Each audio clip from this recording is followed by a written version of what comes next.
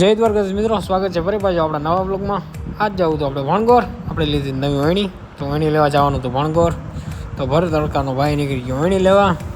તડકાનો નીકળી તો ગયો, પણ થોડોક આગળ એલો તો તડકો તો બહુ વધારે પડતો હતો, ગરમી બહુ વધારે લાગી હતી. તો હું સીધો યોગી અનિલભાઈની દુકાને ઓમપાનમાં, ત્યાં જઈને પીધો મસ્તીનો વરિયાળીવાળો ઠંડો શરબત પીને થઈ ગઈ રાત. અહીંયા વરિયાળીની સાથે સાથે ઓરેન્જ શરબત પણ મળે છે, તો કોઈને ટ્રાય કરવી હોય તો કરી શકો છો.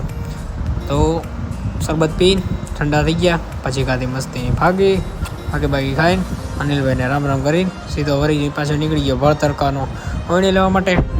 તો પહોંચી ગઈ સીધો ભણગોર જઈને વહેણી લીધી, ચડાવી ટ્રેક્ટરમાં, પછી સીધા નીકળી ગયો ઘર બાજુ. ઘરે પહોંચીને ભાઈબંધ જવું છે ગોપના પાટીએ જમવા, તો રેડી થઈને સીધા નીકળી ગયા ગોપના પાટીએ. તો પહોંચી ગયા હોટલમાં, ત્યાં ખાધું મસ્તીનું પનીરવાળું શાક, ખાઈ પીને થઈ ગયા ઘર ભેગા. મોર મિની બ્લોગ જોવા માટે લાઇક એન્ડ સબસ્ક્રાઈબ.